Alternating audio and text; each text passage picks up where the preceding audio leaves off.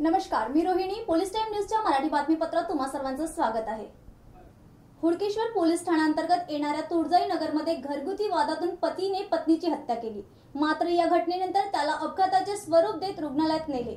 तेथे त्याने छतावरून पडल्याची माहिती डॉक्टरांना दिली. रुग्णालयाचे एमएलसी हुडकेश्वर पोलीस ठाण्यात पोहोचल्यावर पोलिसांना घटनेची माहिती मिळाली.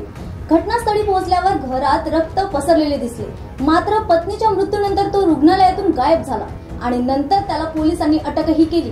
मृत महिलेचे नाव 27 वर्षीय राखी पाटील असून तिचा पती सूरज पाटील याने खून केला होता. सूरज चित्रकार म्हणून काम करत होता आणि राखी गृहिणी होती. त्यांना 2 लहान मुले आहेत. 2 दिवसांपूर्वी सूरज आणि राखी यांनी तुळजाई नगर येथील निलेश यांच्या घरात भाड्याने खोली घेतली होती. गुरुवारी दुपारी दोघांमध्ये वाद होऊन सूरजने राखीच्या डोक्यावर जड वस्तूने वार करून तिचा खून केला होता. हत्येचा अपघात झाल्याचे भासण्यासाठी त्याने पत्नीला वैद्यकीय रुग्णालयात नेले असता डॉक्टरांनी तपासादरम्यान तिला मृत घोषित केले. ती इमारतीच्या 3ऱ्या मजल्यावरून खाली पडली होती आणि त्यामुळेच तिच्या डोक्यात दुखापत झाल्याचे सूरजने डॉक्टरला सांगितले. त्यानंतर राखीचा मृतदेह विच्छेदन कक्षात पाठवण्यात आला असून राहुल हुडकेश्वर एमएससीला मेडिकल हॉस्पिटलमधून पोलिसांकडे पाठवण्यात आले. माहिती मिळताच पोलीस सक्रिय झाले आणि घटनास्थळी पोहोचताच त्यांना फरशीवर रक्त पसरलेले दिसले. पोलिसांना संपूर्ण प्रकरण समजायला वेळ लागला नाही, कारण डॉक्टरांना दिलेली माहिती आणि घटनास्थळ पूर्णपणे वेगळे होते. तोपर्यंत सूरज आपल्या 2 मुलांसह बेपत्ता झाला होता. पोलिसांनी त्याला रात्री उशिरा नियोजनबद्ध पद्धतीने मेडिकल हॉस्पिटलच्या आवारातून अटक केली.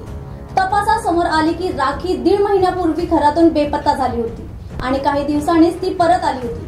त्यामुळे तिच्या पतीला तिच्या चरित्राची जाणीव होती. घटनेच्या दिवशी सूरजने राखीला फोनवर कोणाशी तरी बोलत असताना पकडले आणि रागाच्या भरात त्याने तिची हत्या केली.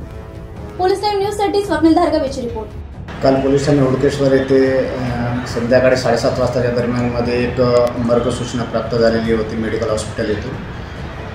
त्यामध्ये असं नमूद केलेलं होतं का 27 वर्षाची महिला ही वरच्या मजल्यावरून पडली आणि मृत पावलेली आहे.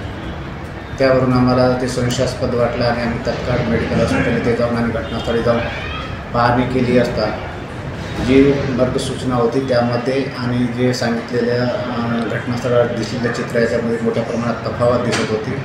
त्यावरून आम्हाला असं वाटलं का सध्या यातील तो इन्फॉर्मेशन देणारा म्हणजे मृत महिलेचा पती सूरज पाटील यांनीच तो महिलेला मारला आणि त्यांनीच नंतर उपचारासाठी मेडिकल हॉस्पिटल येथे दाखल केलेलं आहे. त्यावरून नातेवाईकाचं स्टेटमेंट घेऊन आम्ही त्याच्यामध्ये खुनाचा गुन्हा दाखल केलेला आहे.